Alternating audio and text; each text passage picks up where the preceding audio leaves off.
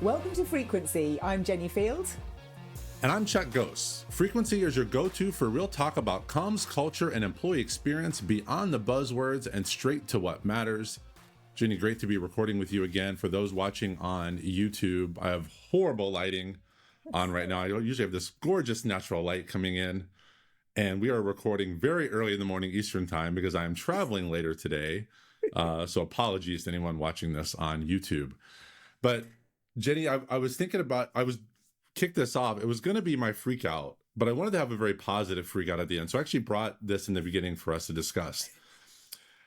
'Tis the season, Jenny, for one of my least favorite times on LinkedIn, when everybody starts talking about trends for 2026. And I'm like, we're not even in 2026 yet. So how can we have trends for the year? And I'm already, the anger and frustration is already building up of people writing these trends posts, and I just don't know how to properly handle it. Why do you hate it? Because they're never trends. They're things like, the trends should be trendy, like, oh, this is the latest cool thing. These are things people have already been doing forever. Like, there's nothing trendy about them, or they're very self-serving. The people that are writing these, their trends happen to be the things they do. Imagine that. Yes. So well, anyway. I haven't seen any yet, but I have been asked to contribute to a trend article. But last year I did a webinar with the folks at Work Vivo about trends. And I basically said that. I was like, according to all the things I've analysed, because it was in the new year, there are something like over 35 trends, in quotes, for internal comms in 2025. And they included things like email and video. Right. It's like, there's nothing trendy this is not about that. This is not how this works. So, I think we need to be very mindful of what the trend, what that word means and what it means to be trendy. And not everybody's going to be trendy. I'm not trendy. Yes. That's okay. But there seems to be this, like, every year there's like this pressure to produce the trends post. Like someone's going to come out with this magical piece of information. Anyway, but on the topic of trends, I am curious if this will be a trend. I saw this on LinkedIn posted that Zapier is doing a public all hands meeting for employees. So this meeting they're normally do for employees, they are now broadcasting so that anyone can watch it. Do you think this will become a trend? No. I 100% agree. I'm not buying it. First off. When is it? Thursday, November 20th. Okay. 1 p.m. Eastern time, live 60-minute session and Q&A with the CEO, the Chief People and AI Transformation Officer for an inside look at cultural, technical, and leadership shifts driving AI transformation. This just doesn't feel like an all hands like that employees would normally do, which is where I saw that comms people sort of jumping on this. This feels like it's just a company meeting, like just a meeting with leaders that they would do a webinar or something. Yeah. Anyway. Yeah, because also I don't have any strong desire to go to somebody's all hands. Like it would be lost on me. Like it should be lost on me because I don't work there. So why would you want to go when I don't think they're going to be sharing like I don't think they're going to be sharing the things that they would normally share at an employee all hands. I wonder if they're using it as like the tagline to get people to sign up, but it's really just, you're just listening to their CEO and their Chief Transformation Officer, which sounds great, but is that the hook to get people in and thinking they're going to get inside information when it's really just a normal webinar type event? Yeah, maybe they just use the all hands language to talk about. Yeah, I don't know. I don't know either. People are jumping all over it. I'm not buying it. Jenny, let's get into what you picked for us this week. So I have got a few articles this week. I've got something to have a look at about the love-hate relationship with work over in the US. We've got a lovely little story about HR and the fight against the rumour mill and what this means for internal comms in terms of catching up with that. We've also got some takeaways. So not an article, but I attended the Gallagher Digital Experience Summit this week at time of recording. And that was in London. And I only managed to go to day 2.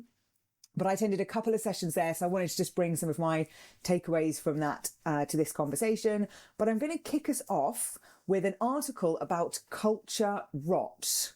Now, apparently, there's some new research from Robert Walters, which says that 82% of UK professionals believe that culture rot has either arrived or is starting to show in their office. The research says that only 14% feel aligned with their company's values and twice as many feel completely misaligned. The top symptoms are shrinking rewards, weak collaboration, and poor communication.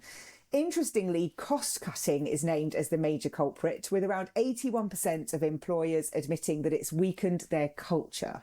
Now, there's a warning here for leaders that when the story that you sell at interview doesn't match the day-to-day reality, it's going to have an impact on that loyalty.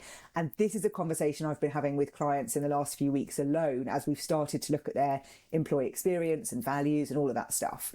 So my question for you is, I'm a big believer that alignment is key to organisational success, but if only 14% of people feel aligned with the company values, is the goal of alignment just too much of a stretch?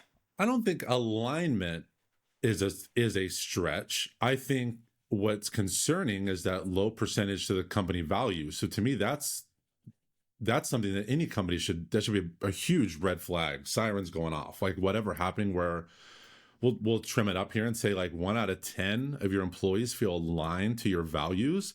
That to me says the values are wrong.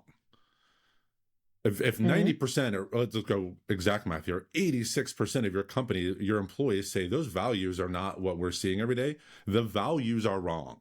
Somebody has either gone into a meeting somewhere and they've made these up and they've sounded good and they sound like honesty and transparency and loyalty and all these things that you see in values that don't really mean anything at all. That's a red flag. I do think companies can 100% be aligned. The simpler the alignment, the better. Hey, these are the 3 things we're focusing on this year. These are the 5 things we're focusing on this quarter. Absolutely. You can get people aligned to the programs and the efforts that are going on. But when you've got a very small fraction of employees that are aligned to the values, that is a massive red flag, a massive problem. Do you think that you can achieve organisational alignment of these are the 3 priorities we need to deliver if you don't have alignment to your values and how you do stuff? I think in this case, yes, because your employees aren't aligned to the values. They're irrelevant. I wonder if they even know what they are to that regard. So yes, I think you can. And I think that's where we've talked in the past about whether it's, I think it was in the last episode, the engagement in your job versus the engagement at like your company. I think this to the value speaks to the company.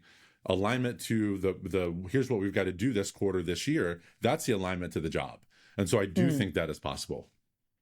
I'm also interested that this is UK professionals, because I do think that there is a sense of not believing the values. Like I genuinely feel that over here in the UK, they are, sort of just put on a wall and people forget about them. And I don't know that that's always the case in other places. I know places, certainly I've got friends or colleagues in the US who feel quite passionately about like the tenets or the values or the things that sit behind their organization. Like they really believe that. And when you see some of those conferences, and I've been lucky enough to go to like an IBM conference, and you can just feel that sort of passion and energy and care behind it, which I don't feel like we have that so much culturally in the UK. I think it's a mishmash of both here in the US, where I think the companies that have really gone out and truly defined their values and then use them and call back to them, whether it's leaders doing it, employees doing it, whoever, like where it truly does become a part of your day to day. And if those values actually mean something, then yes, there is that alignment there. But I think a lot of companies, their values are largely meaningless.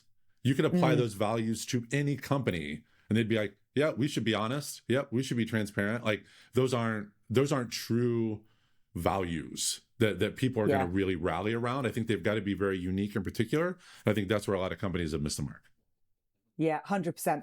I always remember one of my brand consultants saying to me when I worked in-house that if you've got honesty as a value, then you're doing something wrong, because that should just be a given. It shouldn't be a standout thing. And it's just, I repeat it all the time because Agreed. Those should be like, if you have to call that out as a value, who are you hiring? Exactly. Okay, so the next article is about this rumor mill with HR. So it's an article in HCA magazine online, and it's linked to a survey that's been done by CareerMind LLC.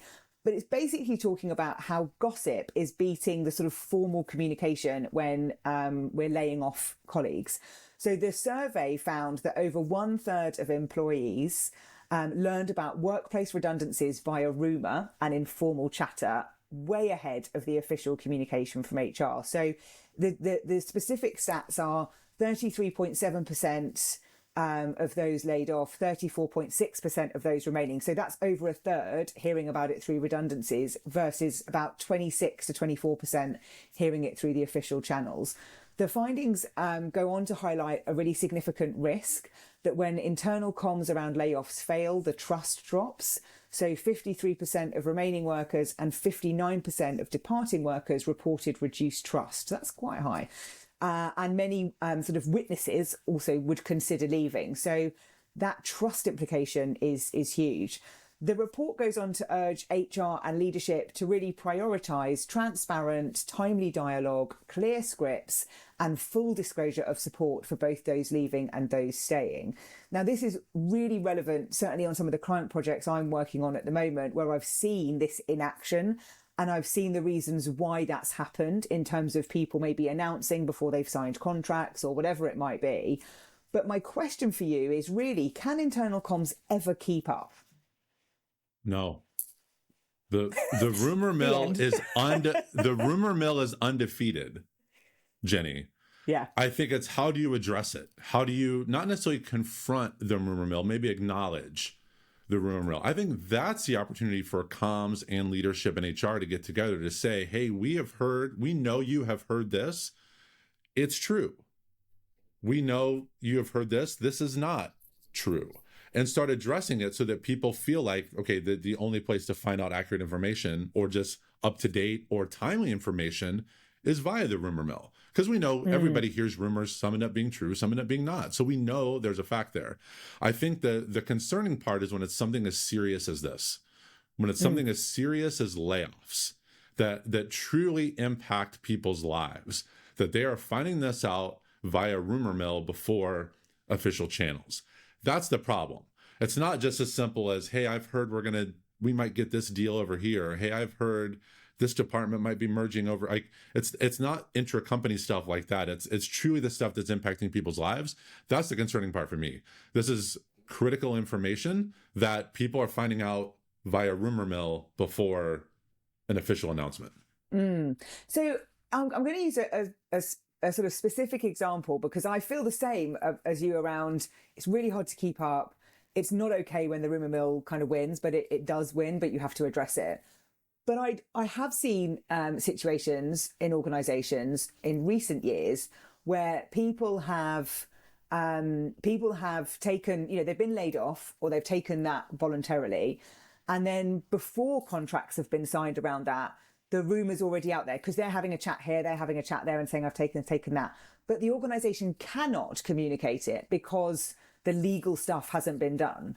And that, I think, is really hard to come back from, because even though you can say, look, we're aware that there's things being shared, but we can't talk about it. It just feels so messy and it feels messy unnecessarily. But I also understand people wanting to say, hey, I'm going to be going because I've done, I don't know how you get around that, because that is damaging the trust. And is that a difference between our two countries? Perhaps because in the US, a company will announce, say, hey, we're going to be laying off 3,000 people. Yeah. Those 3,000 people don't know it yet. They just know that their company is going to be laying off 3,000 people. I think that's why companies try to make those. It's kind of a weird to announce those things, but I think that's why, because they can at least say like, hey, this is the plan. And then that lets you know as an employee, hey, discussions are probably going to happen. It obviously starts to create a lot of anxiousness probably amongst the employee base. Am I going to survive? Am I going to not? But I think, I wonder if that's a bit of a difference in employment in different countries. But if somebody was part of that 3,000, right, and say they were told like you're going to be laid off, would they go like immediately or would there be like Largely, and yes. that is the difference, I think. Whereas over here, you might not go immediately, or you might go in like 2-3 weeks, or it might be like 2-3 months. Like it would depend on your negotiation or anything like that. I think it can depend on the company and probably the size of the company as well. A lot of companies, when it is layoff, like when they say like you're done, this is your last day. Like you've lost all access to systems. You are done. You might have some sort of severance package and all of those things that come into play. I have heard of some places say, hey, your job is being eliminated, but you can stay here for 6 months to try to find another job inside the company. So not all layoffs I would say are created equal, but for a lot of companies, when you have that, when that 8 a.m. meeting shows up on your calendar with your boss and your HR manager, most likely that is your last day at the company. Wow. Okay. Yeah, that is quite different. Okay.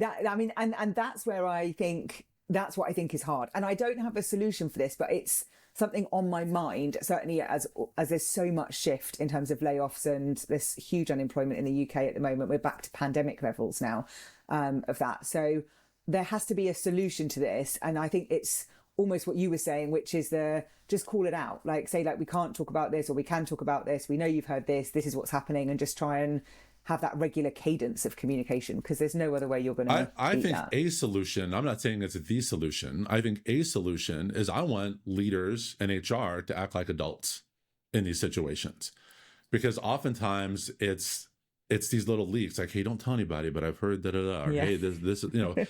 Like you have to understand and I'm not saying they don't understand. That sounds really bad. The impact this has on people's lives is really sad in a lot of cases for people. And I think the way layoffs are often communicated don't really reflect that. We've talked about this on past episodes. How these are communicated don't reflect the impact this is having on individuals. I think that's a misalignment and expectations there. Yeah. It's like we're so focused on the task and completing the act of doing the layoffs that we've forgotten the people element within that. I think it happens all the time. I want to share some of my thoughts from attending the Gallagher Digital Experience Summit, which was earlier on this week. So I attended the second day, where there was an opening keynote from Mark Wright, who is stepping down from his role. He founded Simply Communicate, which was bought by Gallagher, and the events are sort of his legacy piece. So it was lovely to be there for his last event with them. He did say in his opening keynote about the sort of future of internal comms that AI will hollow out the company you work for and what you do for a living in internal communications, which I thought was really cheery to kick off the second day. Classic Mark Wright. So grateful for him for that. But he did also go on to share some stuff about what humans do that AI can't, and that includes things like empathy, creativity, critical thinking, the emotional ability, judgment. We went on for a discussion. Well, it shared some thoughts about the fact that email will disappear. I'm going to come on to that in my question for you. He also said the most important use of time people have is choosing the job they do, and internal communication is core to the experience people have at work. And I just really liked that as a reminder about why we do kind of what we do. I attended a session in the afternoon from Sonia, who is their director of AI, and she shared a really great set of slides around AI maturity, the framework they use for internal comms people.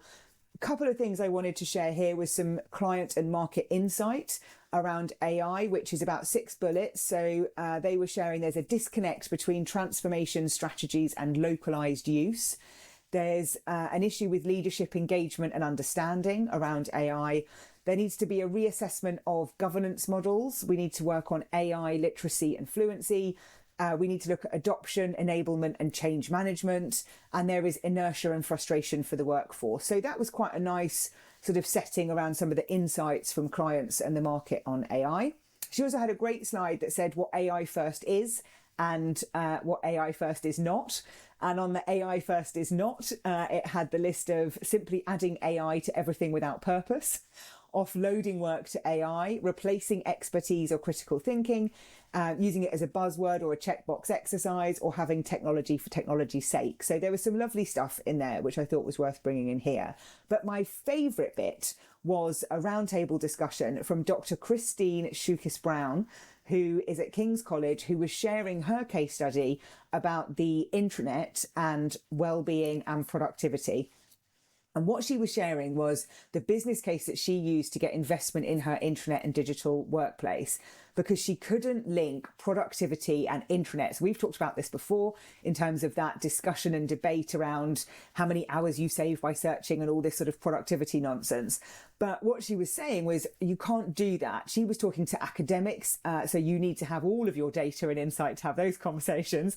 And there's just too many variables. She also said in the roundtable, productivity is non-behavioral, which I asked her to expand on. And what she was saying was that you might feel really productive doing something, but I might look at that and see that as not being very productive. And so therefore you can't put it as a behavioral piece in organizations, which I thought was interesting. What she went on to talk about was digital stress and how productivity is an indirect benefit from focusing on reducing digital stress. So when she did her leadership pitch, she focused on the well-being elements and the reduction of digital stress that sorting out the intranet would bring.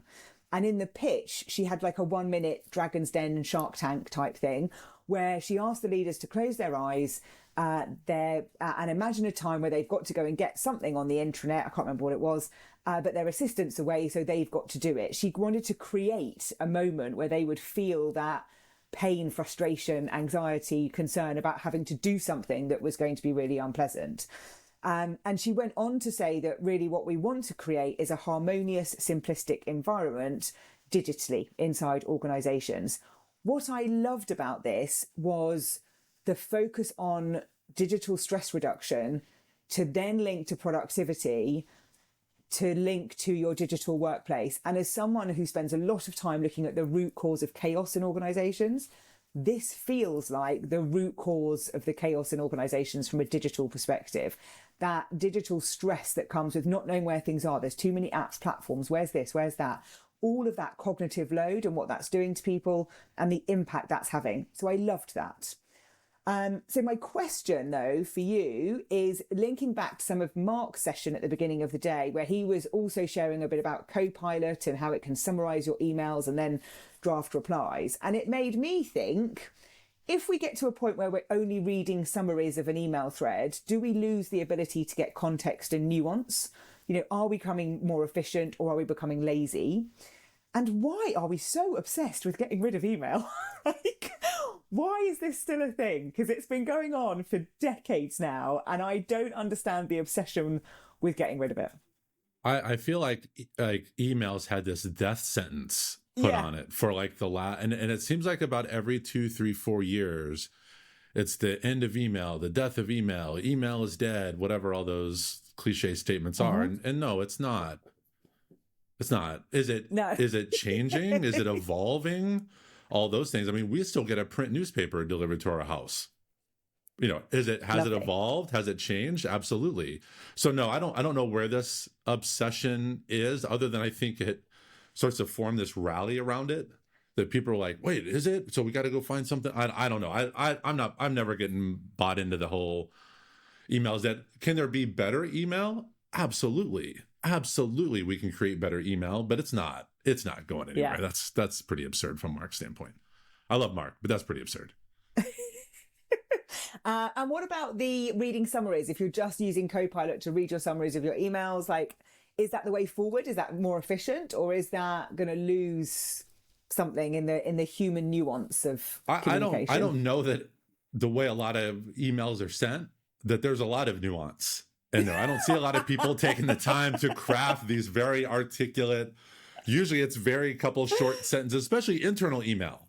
When you're just back and forth between colleagues, you're not writing some prose in there. So I actually think the summaries probably are pretty helpful, especially if you're looking to prioritize, because I've heard from some communicators that that's what Copilots really help them do, is one, prioritize things and also remind them of things they might have forgotten that obviously easily slip through the cracks in email. Email's not a great project management tool and task manager, but some people try to use it as that.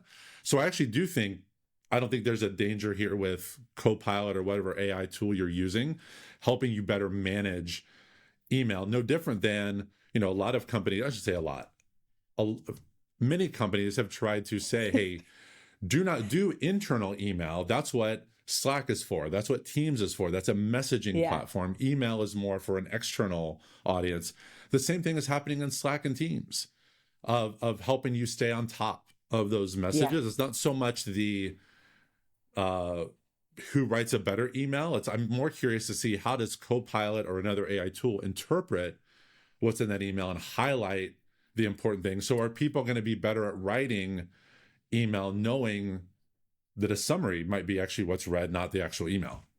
And any thoughts on the productivity digital stress case study that I like the term loved? I like the term digital stress, because as you were talking about, I was thinking about those moments when I have frustrations of things just not working or things not going the way that you want inside your tech space. Whether it's the other day I couldn't get something in Canva to work properly, and there's a stress created, but also stress is a part of life. So you're never going to get rid of all stress, digital or analog. I don't know, is that analog stress if it's like real life stress? I don't know. But I like that approach. I think I would have liked to seen her do this exercise with the leaders where they close their eyes and have to do something on the intranet. I'm trying to imagine me approaching leaders I've worked for in the past, asking them to do this and being laughed at. I just don't think that's necessarily a real case for them. I don't know that they will ever truly feel the pain, because if it's like, I close my eyes, I need to find out my vacation policy, I'm going to click on vacation policy. Okay, there it is. You're imagining. Right, I know, but like, I don't. I guess from my standpoint, I'm not minimizing her experience there. I like the term digital stress. I like the term of, but I don't know that leaders are the ones to experience that pain and stress. Yeah. If it is, it's very temporary. Yes. Yeah. And I think that's the point, is you've kind of got to make them understand the small stresses that mount up for people over time.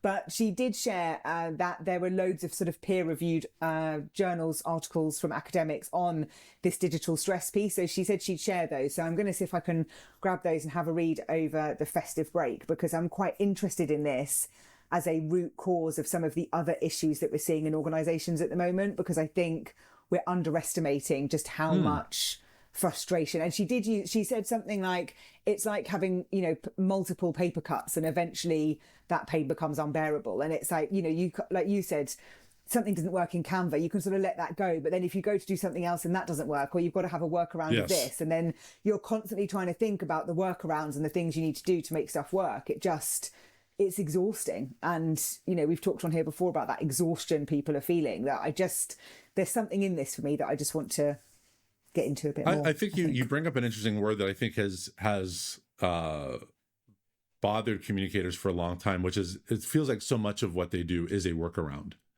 It is we got to go from A to B, but to actually get to B, we got to go to C, D, E, and then we get to B rather than just go straight there. So I think in a way, I think it's a good point to bring up. I don't think we are recognizing the workload or the mental load that sometimes goes into the workarounds when it seems like a simple fix, but actually the steps to get there is the opposite. Okay, so my final piece today is from the Wall Street Journal, which is about Americans' love-hate relationship with work. Now, this is an article that's been written quite broadly about this, but I came across a piece from Sarah Damask, who shared her research on quiet quitting for this article, which was written by Lindsay Ellis. And Sarah had shared in a LinkedIn post some of her insights on this cultural shift surrounding work. And that's what I wanted to share here. Also because the Wall Street Journal, I know, is behind a paywall. But Sarah's research is based on 70 interviews, plus 70 plus interviews. And she says that it's clear that the pandemic led to a cultural shift in how workers view their employment. The shift is tied to 3 significant pandemic-era ruptures between employees and employers. These are, number 1, mass layoffs at the start of the pandemic. Number 2, requirements for essential workers to work despite a lack of clear safety protocols and equipment. And number 3 is the return to in-person work orders that came after folks had shifted to remote work and found it improved their work-life balance.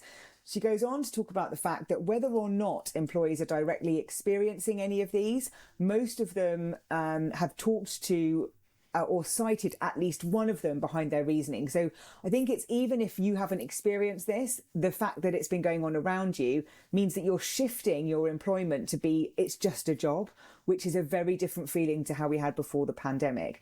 It was a shift that's been seen in a wide range of workers, including folks with professional jobs that require advanced degrees, all sorts of things. So it suggests that this is broad and it's impacting people in lots of different roles and organizations.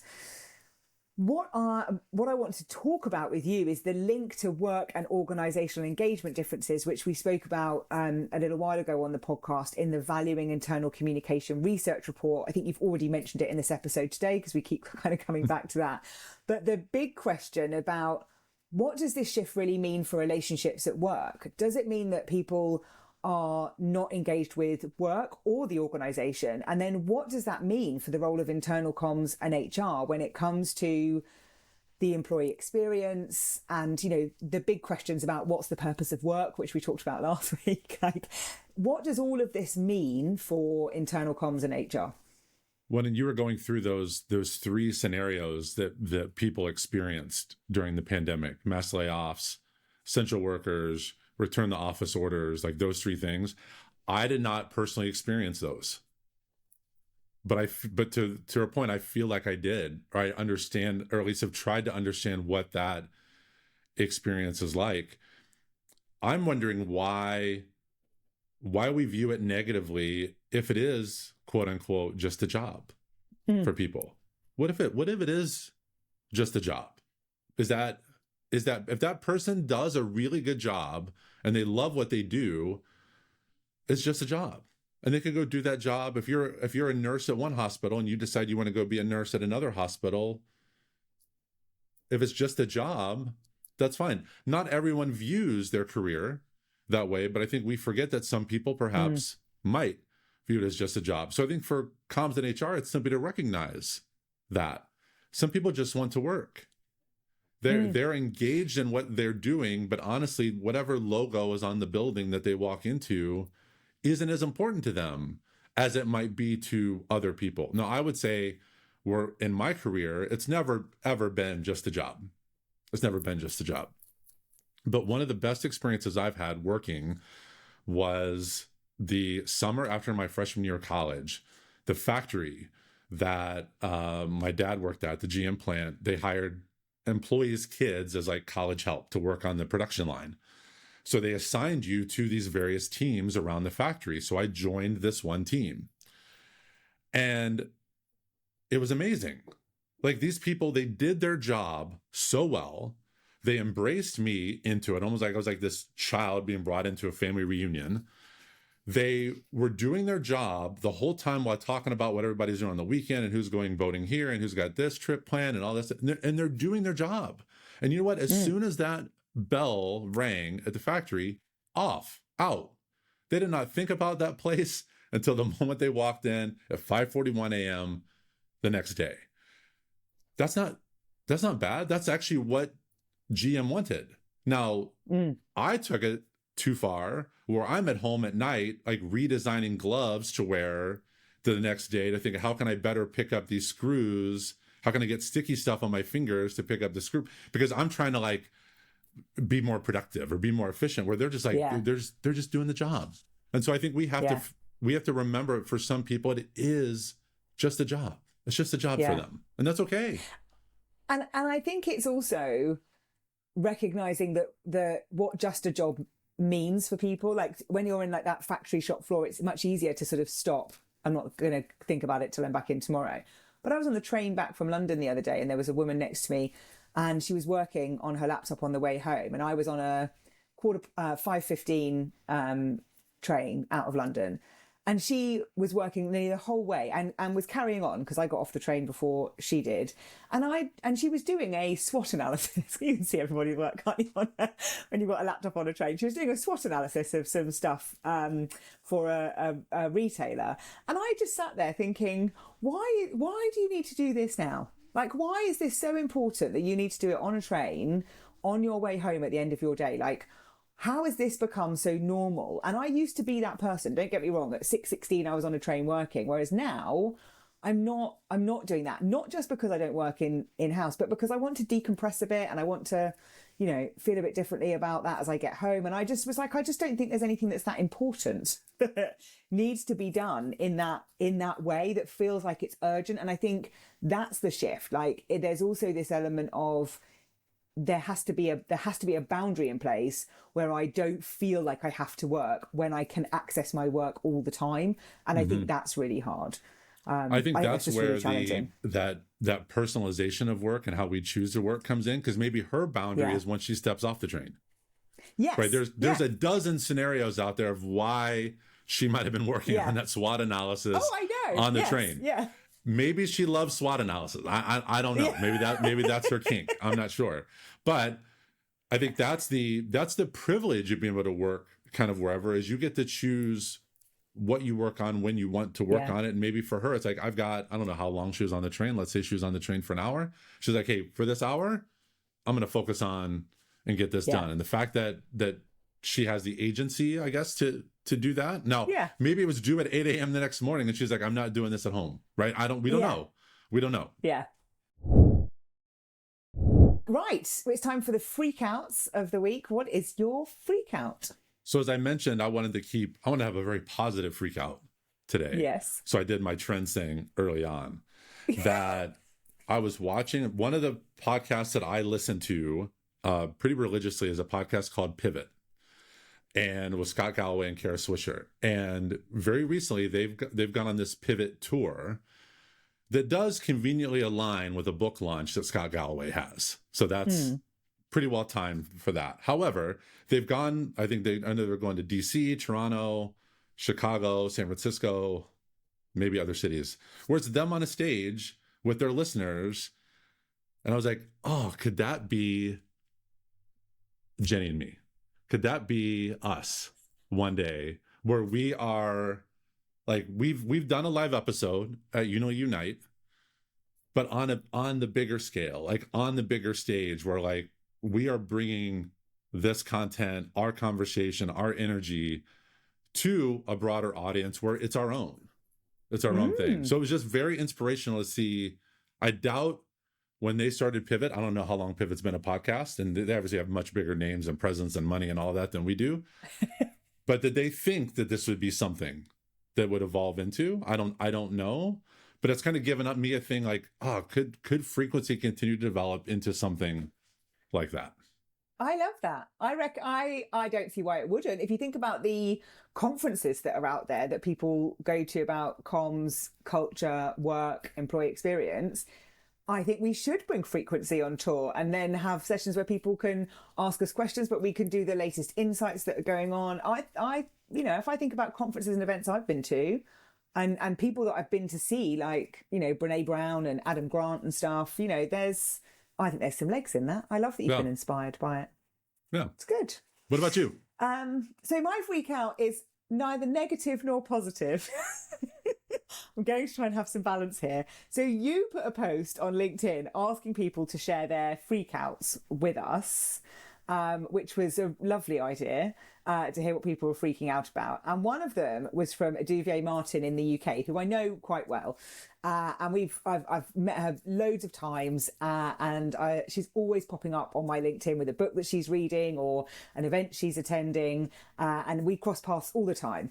But she shared that hers was, do we have too many comms books? And her comment said that she'd read over 30 books that were focused on internal comms that have come out in just 2 years. And somebody commented on that saying, do we have too many books? And I said to her, 30 books focused on internal comms that have come out in 2 years. I need to see this list. And I knew that she'd shared her list of reading before, and I've recommended books to her.